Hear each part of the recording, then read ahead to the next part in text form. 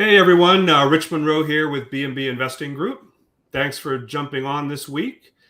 Just a reminder, BNB Investing Group is a place where we work with investors. We kind of help you navigate the short-term rental world, whether you're going to be doing acquisitions to buy properties, management, or rental arbitrage. And so we look at all those three different strategies and we talk about different options on how to scale your business. We also do a coaching program where we help investors that want to grow a scalable short-term rental business and are ready to kind of get started. If that's something of interest, feel free to reach out to me via Messenger, and we can schedule a quick 10-minute call, see if it's something that's a good fit for you or not. I'm super happy this week. We got a good friend of mine on with us, Alma Bair from, she's not actually in Puerto Rico today, but she's based in Puerto Rico most of the time. And we're going to kind of chat about her experience, her background, how she got started. And so Alma, I'm so happy to have you on. I appreciate you taking the time today, and just give us a little background on before you started short-term rentals, kind of what were you doing? Oh, sure.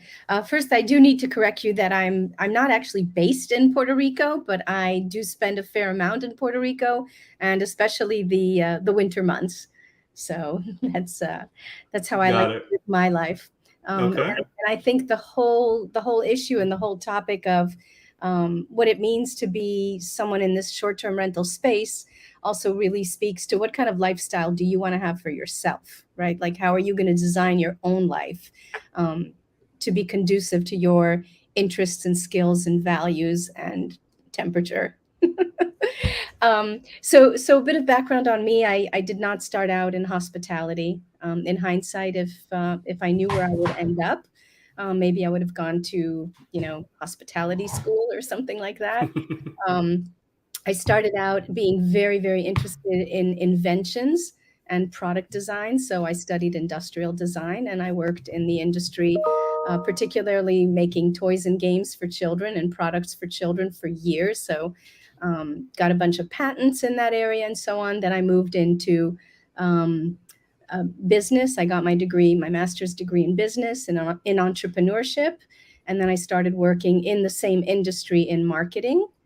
And then after I had my children, I took some time off, and a whole other career opened up for me. Very cool. Very cool. And so this career was basically spawned from a vacation that you and your family went on? Exactly. So my husband and I went on vacation to Puerto Rico, which is where our properties are located, and absolutely fell in love with the island, with the people, with the culture, with the vibe, with the music, with the food, you name it. So we were just there on vacation, and we said to ourselves, it was a romantic getaway for my husband and myself. And we raised 4 boys. So we decided the next time we were going to go on vacation as a family, we would bring the whole family. Well, the whole family came, they fell in love with the place and so on. And we made it an annual tradition to go back.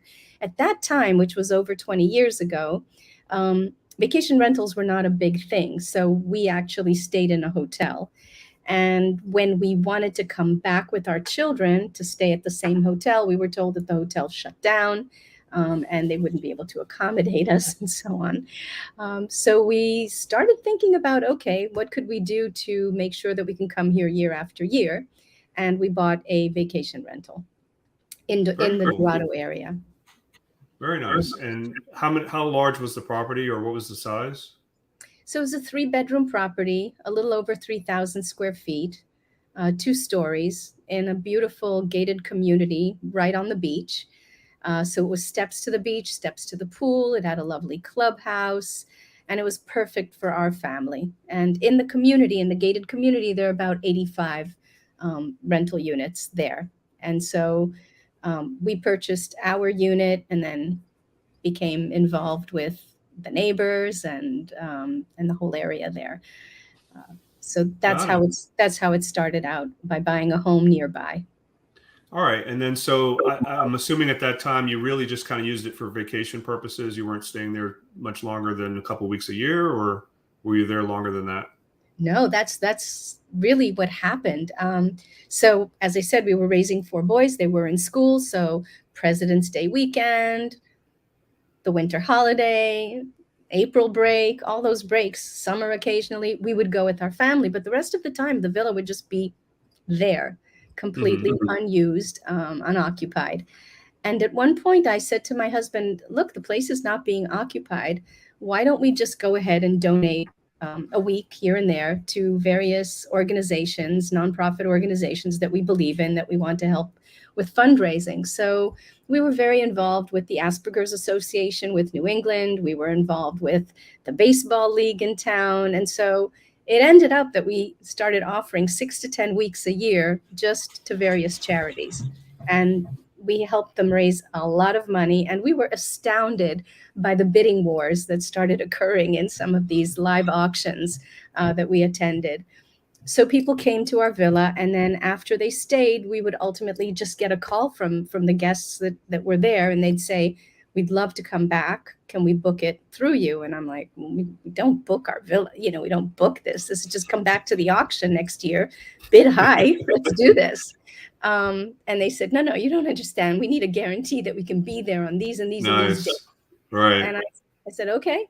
So that's how really the business started. It was complete serendipity. And then from there, it grew organically because the occupancy exploded between our time there and other people's time there. We were like 90% booked most of the time. Airbnb did not exist at the time. There was just VRBO. So 80% of my business was through VRBO and 20% of the business was just direct bookings. That's how the business started. Then my neighbors who were watching all of this action happening at the villa came to me and said, when you're fully booked and someone else wants to come visit, will you offer my villa? And I'm like, sure, why not? And so it went from 1 villa to 2 to 3. And then right now I'm managing over 50 villas in the area. And I've done absolutely no marketing to owners. Owners just come to me and ask if I would manage their villas because of word of mouth. I've never really That's awesome. That's incredible. Yeah. Very cool. It's been a fun journey. That's awesome. So those of you that are jumping on, if you wouldn't mind throwing a quick yes in the comments, if you can hear us okay. Also, feel free to throw any questions in the comments, and towards the end, we'll try to go through those. So you started managing some of the other folks' units there. What's the average management fee that you're charging for your clients? It's 20% of the occupancy rate. And that's very, very fair for our market. So the interesting thing with our market is I started out with my community, which is called Lakeside Villas, and it's in Puerto Rico. And you can see that on my site. You can see all the villas on my site. If anyone wants to multitask, I think my URL for the website is right underneath my name. So we manage villas now in multiple communities. And how that happened was there were some owners in my community that owned properties in multiple places. So most of the villas in my community were owned by pretty wealthy Puerto Ricans as second homes, right? So they weren't staying there most of the time either. This was their weekend getaway. And this is a place they would go to in the summer because from a Puerto Rican standpoint, January and February is winter. And of course, you wouldn't go to the beach in the winter, but it's like 80 degrees and sunny, and it's perfect time to go to the beach. So they owned other properties in other communities. And most interestingly, they owned properties in the Dorado Beach Resort, which is right next door to the community where we lived in. That was actually the first hotel that we stayed in. And so they have private villas on this magical resort. And so I started getting the opportunity to manage very, very high-end luxury villas in that resort. And that was a completely different kind of a market and experience for me. So that's pretty cool. So you mentioned earlier that you're not in Puerto Rico 100% of the time. So are you doing a lot of this management remotely, and how does that look? Oh, absolutely. So with this business, you can do all the marketing and all the reservations and all the guest calls remotely anywhere in the world. I love to travel. So I travel quite a bit. I have kids all over the universe right now. And so I like to go visit my kids. And I don't think that I could work in a situation where I'm tied to one place or any kind of 9 to 5 constraints. So yes, I spend about 4 months of the year in Puerto Rico, which are the winter months, which I do not want to be anywhere else. And the rest of the time I do travel. I have a phenomenal ground team in Puerto Rico, some amazing hosts, and my guest services team has access to the plumbers, the electricians, the AC people. We have a whole army of people that we use. So if there are any issues on the ground, the guest services team is able to manage that. And then when I'm there during the peak season in the winter, I meet and greet our guests and I form relationships with our guests. I engage with them and offer them advice in person. But otherwise, I can do the same thing with phone calls and WhatsApp. Mm-hmm. So I would imagine that you're able to, similar to how you got started, convert a lot of these over to direct bookings as folks have their first few visits with you, such that they keep coming back year over year, but next time they'll come back as a direct booking. Exactly. So we have a database of over 7,000 guests that have either stayed with us in the last 15 plus years, because the business is about 15 years old. So we have quite a large database, and a lot of them are return customers. And the other thing is that they do the best word of mouth, like they'll tell their friends, and then their friends will come, and larger groups will come, and we have multi-generational families that come, because we have villas from 1-bedroom villas all the way up to 7-bedroom villas. And so we have the whole range, and it can be that mom and dad bring grandma and grandpa and all the little grandchildren, and everybody's accommodated in one place, which I'm seeing as a trend that's growing more and more. The larger villas are more of interest. So we do see that. And now I might have lost lost the last question that you asked me. Sorry. Yeah, no, I mean, that's good. So I guess what I was leading towards is that, ultimately you've kind of got a much larger control over your customer base, and you're not solely dependent upon Airbnb or VRBO or any other platform, because you've got a lot of repeat business. That's correct. So I actually had my team do an analysis and a trend analysis of how the business is going. And the last time we checked, we were doing about 60% direct bookings and 40% through third-party channels. And then and that's only from an occupancy rate. And then from a financial standpoint, 70% of our business is direct, and 30% is through the channels.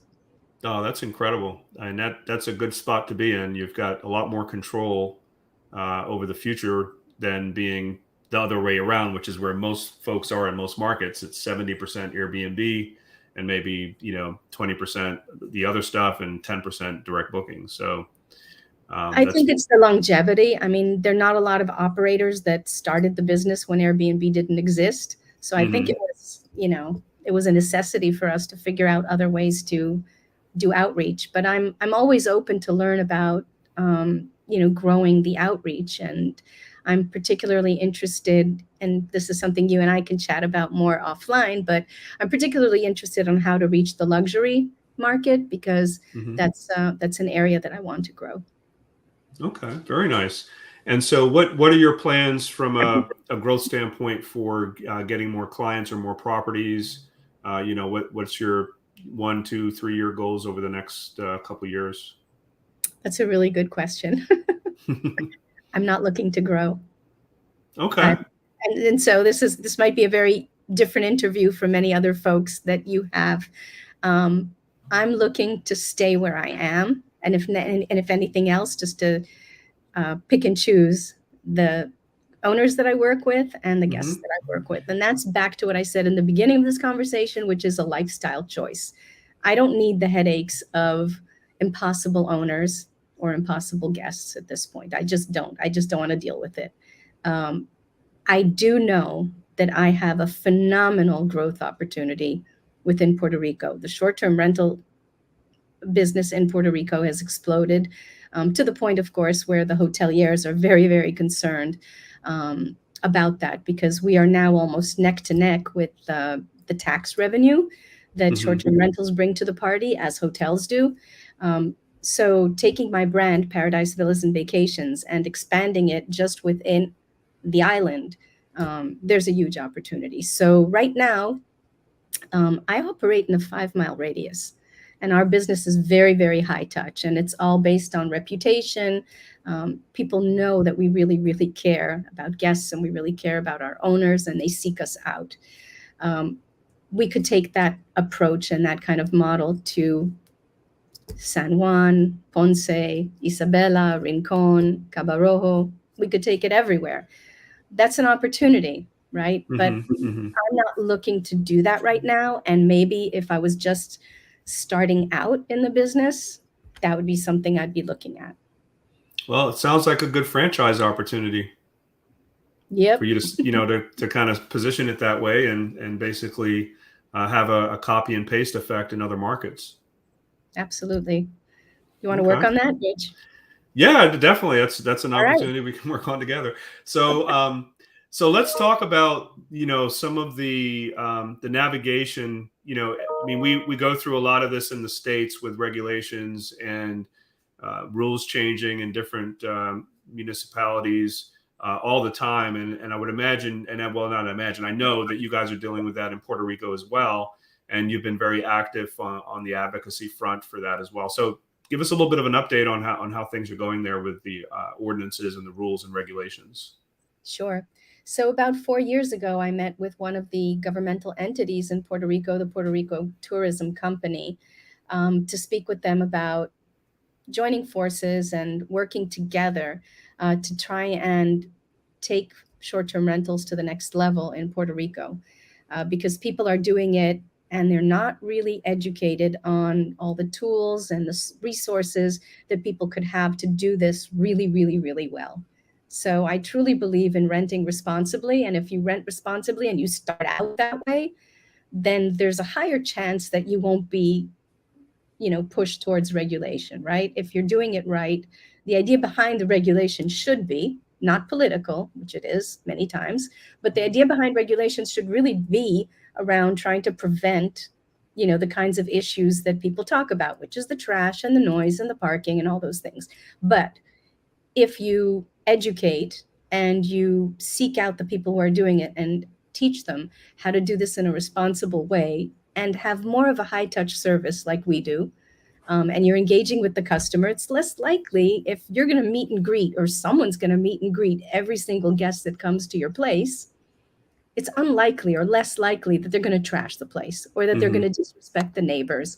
So I sought out that conversation with the Puerto Rico Tourism Company about 4 years ago. They were very open to that. And then COVID hit, right? So that was a little bit of a bump. In the meantime, about a year and a half, 2 years ago, I found out that there's another gentleman who was starting an alliance in Puerto Rico, and I wanted to start an alliance in Puerto Rico to advocate and educate. And we joined forces and we created an organization called Viva PR Short-Term Rental Alliance. We are now up to about 650 members, so it's been growing nicely. We had a short-term rental conference a year ago, which was called Rebook, and I know you participated in that, in the panels, and that was super, super helpful because I see you as a huge resource for folks who are dealing with issues around regulatory issues. So right now where things stand is that, unfortunately, there are a bunch of bills out there that are trying to be passed about regulating the short-term rental industry. At one point, there was something out there that was, you can only use 30% of the space in order to rent.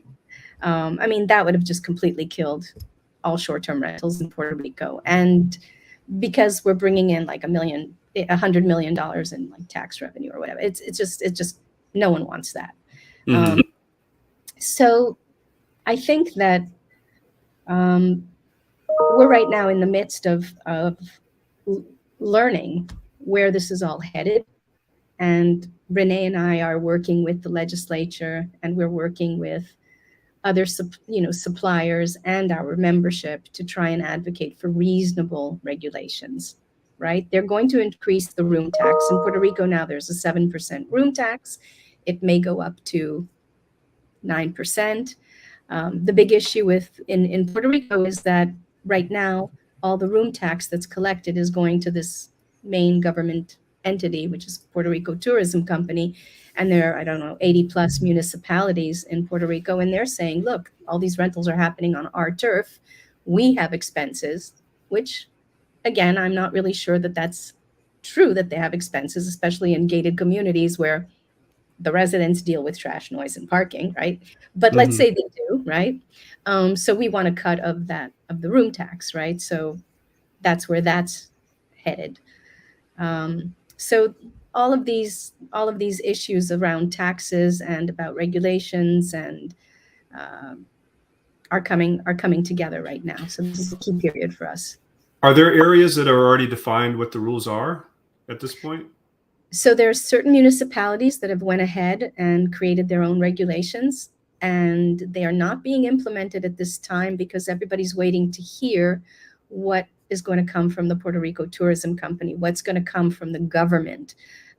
What we are advocating is, instead of every single municipality going out there and creating their own regulations for their, small turf, that there be some uniform regulations island-wide that are fair and reasonable, right? That makes a lot of sense because,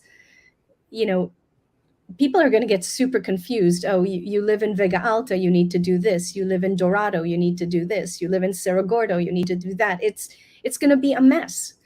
So we really want one uniform regulatory body to determine what those regulations are going to be.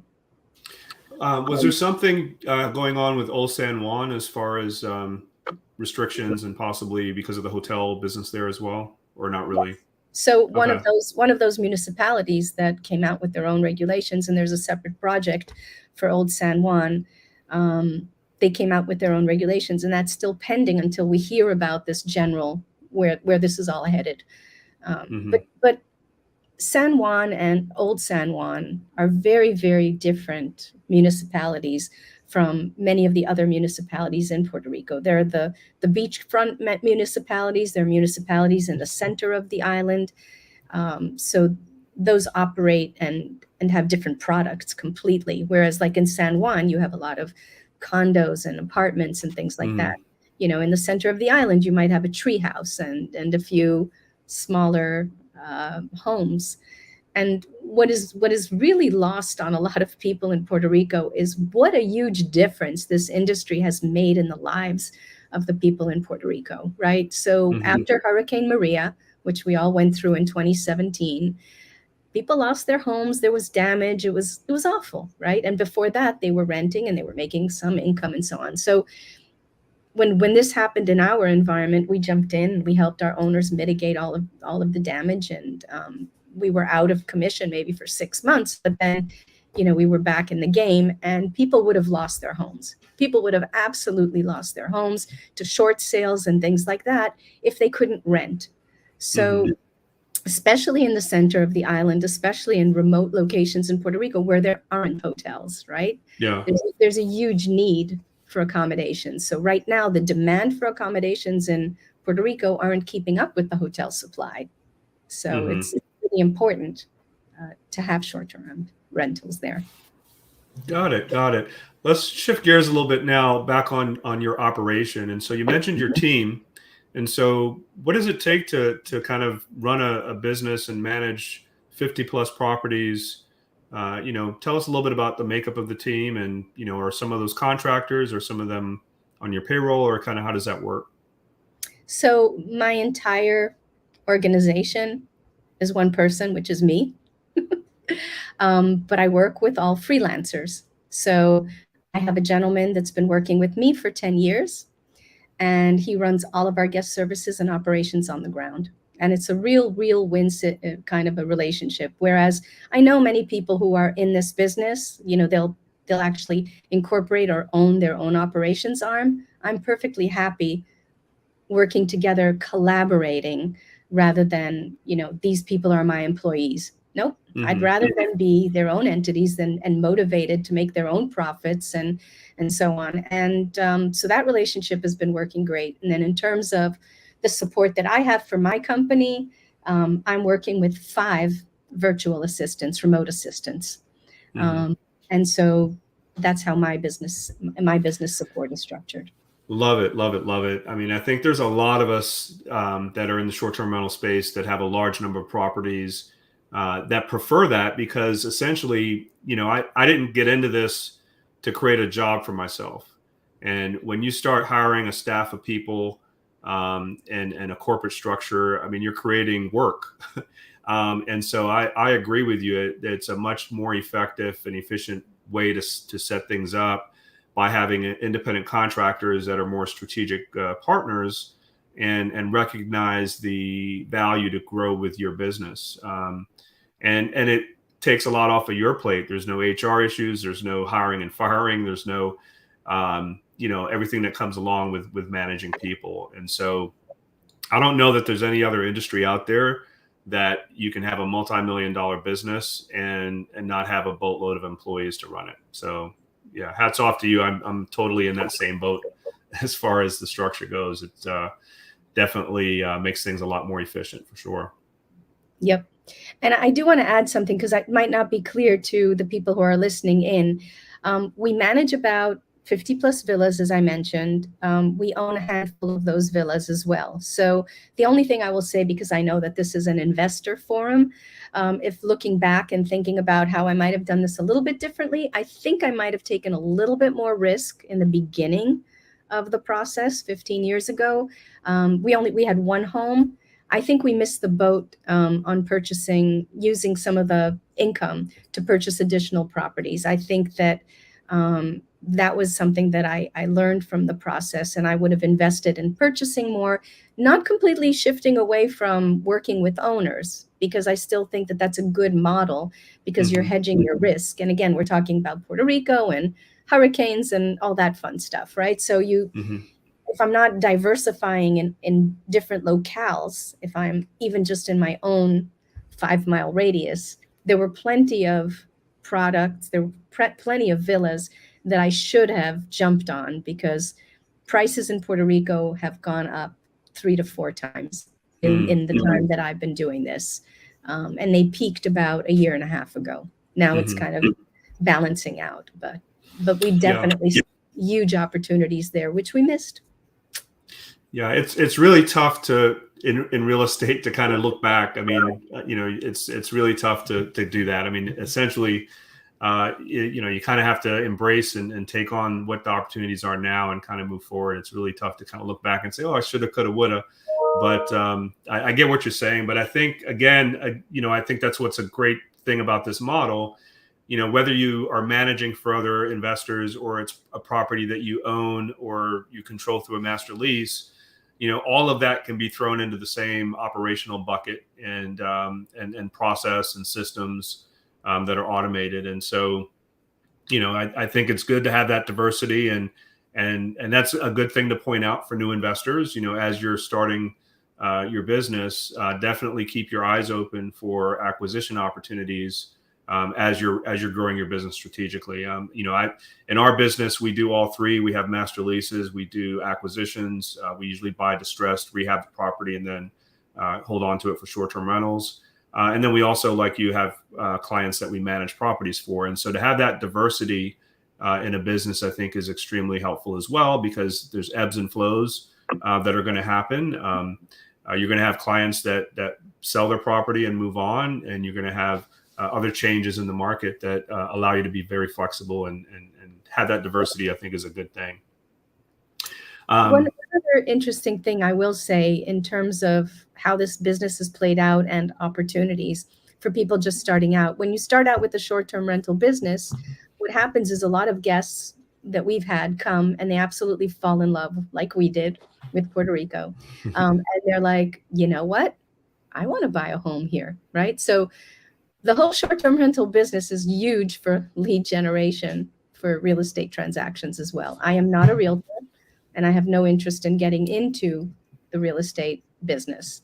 But I just want to point out that has also been an opportunity that is wonderful. If you're just starting out in this space, consider doing short-term rentals and getting a real estate brokerage license, because it could be a great lead generation. Most definitely. Yeah, that makes sense. So we do have a few comments and or questions. And as you know, we touched earlier on the franchise opportunity, and I'm going to probably badger the name here, but it's Lilithantha. Said that they'd be interested in the franchise opportunity if that's something that we put together. Let's see here. Shara is saying her question is, how do the responsibilities of virtual assistants work? Do you divide work among them? I'd like to know a little bit more about that system. Sure. So there's really a lead person within the team, and she hired the other 4 people. So the way I handle it is they all report to her, right? Nice. Again, because I would really not rather spend my time micromanaging people. So the idea that she started out as one assistant, and then she started, she was burning out. She was working way too hard. And I said, okay, find other people to take on whatever you want to take on. So she delegates to them the sort of the low-hanging fruit kind of tasks. So again, for people who are in this business, most people use a PMS, a property management system. Rich knows this about me. I do not use a PMS. I'm not really using a lot of the technology that's available. Which is incredible. I'm hats off to you on that again, too, because it's, I'm not sure how you do that, honestly. So we do mostly everything on Google Docs and spreadsheets, right? So my assistants are the manual elves or PMS elves behind the PMS, and we do everything manually. We just find it really works for my market because the owners are very inflexible and the guests make changes all the time, and it's just so much easier to do it manually than through a system that we always have to figure out, well, how do you do this override, and how do you no, I mean, I tried it for a little bit and it just didn't work for us. So when we get an inquiry, we actually document. There's one of the assistants documents every single lead that we get. So we capture the name, their email address, and so on. So there's a lead generation spreadsheet that we have, and then we market to them on regular emails. There's one person who's responsible for monthly newsletters and communications. There's another person that's responsible for following up with guest reviews. So they'll actually reach out and call people and make sure we did our job properly. And so, yeah, every one of the assistants has a different job, but it's really kind of spread out through the main resource that we have. How do you avoid double booking when you're doing it in a manual process to manage the bookings? Yeah, as soon as we get a booking, I send it out to the team, and then they manually go onto all the sites and block the calendar. The calendars. And it's never really happened instantaneously, like two villas are going to get, they're going to be on different channels. No, we haven't had that. It would be a rarity. Well, I think you're getting a lot of advanced bookings too. What's your average lead booking time? It's really changed. So yeah, it has. Years ago, the booking window was, I was booking out half a year. I actually had bookings a year and a half out for, big family reunions or weddings or things like that. And now we're seeing the booking window, even a week. People are just, hey, what's available for the month of October? What do you have? Mm-hmm. It's very, very different. And I don't know whether it's COVID or revenge travel or whatever people want to call it, but I have seen the booking window shorten. And I'm also hearing that reinforced by, some of the data service providers in the industry like AirDNA and Key Data. They're all saying pretty much the same thing, that the booking windows are shorter. They have increased a little bit more in the last several months, though. I am seeing that because now I've I've gotten bookings for, the summer of 2024, and we are seeing advanced bookings. Okay, very cool. Now, while we're on that topic, how has your occupancy and average nightly rates been, compared to last year? A lot of us in a lot of the markets in the States, the occupancy has taken a little bit of a dip. I think we all got kind of spoiled during COVID. I had an interview with the economist for AirDNA that kind of gave a pretty good explanation as to what's going on. There's a slight increase in supply over demand, and it's kind of causing a little bit more opportunities for folks to book and creating some occupancy gaps. Curious to see what's going on in Puerto Rico, if you guys are experiencing the same thing. The same thing. Absolutely. Okay. there has been a definite increase in the supply in my area as well. Owners are now more, I think owners are more savvy to short-term rentals. And I have villas that the owners say to me, I only want to rent for the winter holiday, or I only want to rent for the summer, right? Mm-hmm. So we're getting more and more folks like that that want to limit the booking window anyway. So that's challenging, but that's why I'm saying the traditional systems don't really work for us because we're very flexible. Right. So one good thing that we have seen, and you know, we're active in the Atlanta market and the Tampa market. Even though we had a dip in occupancy, we've actually shown an increase in the nightly rate compared to last year. Have you seen any changes in the nightly rate on your side? Not increases, no. On the contrary, Okay. I have seen price pressure downwards, and I've Okay. also seen the other trend that I'm seeing is that guests are a lot more entitled than they used to be, right? Their expectations for their experiences are much different, and their expectations about pricing is also very different. Mm-hmm. So, I mean, when I started out with this, it was like you had a short-term rental, and you would bring your sheets and your pillows, and people would be super happy that you provided sheets and pillows and did laundry after they left, right? Now, if you don't have a disposable razor in your toiletries kit, it's like, whoa, this isn't up to par. It's just it's a whole new world of expectations. And I'm also seeing folks get into more negotiation with pricing, right? So Mm-hmm. people are when it's direct bookings, they'll come and they'll say, oh, I just found another property for this and this an amount. Can you match it? And because the Mm-hmm. information is so transparent, there's a lot more price pressure in that way. Got it. Got it. Got it. So we're about to close it off, but we do have another comment here. I buy property in North Carolina, South Carolina, Florida, creative financing, and then I put them into short-term rentals and midterm rentals. I would love to open that market. And so I guess one of the things we could talk about or let folks know about, Alma is actually putting together their second conference for short-term rentals in Puerto Rico. Maybe you can tell us a little bit about that for folks that are interested in maybe coming and check it out and seeing some of the opportunities that they might be able to get started with in Puerto Rico. Sure. So the conference is going to be in its second year. It's called Rebook.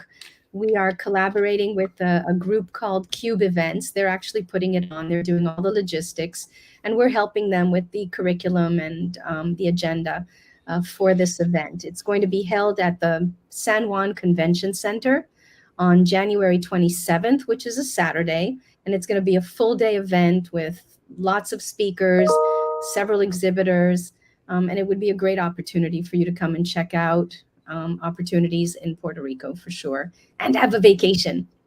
Absolutely. And so I had the pleasure of participating in the conference last year.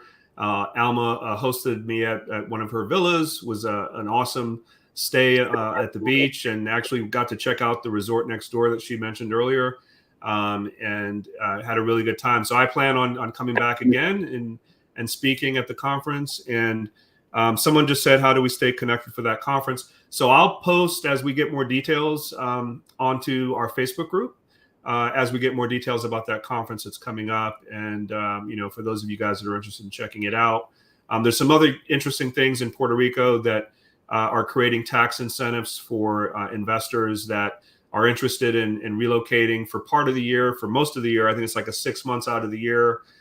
You can get certain tax benefits by investing in Puerto Rican property, and so that's another. That's called Act 60. For anyone who wants to research that on the web, it's called Act 60. It's an incentive program, but there are a lot of details around that, and you have to be educated about that. In terms of the conference, Rich, I would say it's Rebook, right? So REBOOK, not Reebok, but Rebook. And yeah, you can post the link to that. But I would also encourage you folks, if you want to be informed about our alliance and what we're doing in the regulatory environment in Puerto Rico, you can also sign up for our alliance, which is www.vivapralliance.com. So Viva is VIVA, vivapralliance.com. So come on in. Right now the membership is free. I think we're going to probably start with dues next year, but right now it's free membership. So you can be an affiliate member in the organization, sign up, and you'll be on all of our newsletters. And we have a wealth of information about the regulatory issues, but we'll also have information about the speakers at Rebook and so on. So we'd love to see you there. And anybody who's on this and listening and wants to say hi when they come and introduce yourselves and let me know that you heard this talk, I'd love to meet you. Yeah, so I'm going to actually put that in the comments right now so everybody can check it out. Let's see here. vivapralliance.com. All right, so I just do that in the comments as well if you guys are interested. Like Alma said, it's free to join. So, sign up, and then that way you'll kind of be in touch with updates. I myself and my family are from the Caribbean, albeit in Trinidad and Jamaica and Guyana, but Puerto Rico is also a part of the Caribbean. So I love going down there and visiting. And we're probably going to be looking at some properties down there as well to grow our short-term rental portfolio. So the more the merrier. So everybody that's interested, join Alma's Alliance. And Alma, thank you so much again for spending the afternoon with us. We really appreciated it. This has been very informative.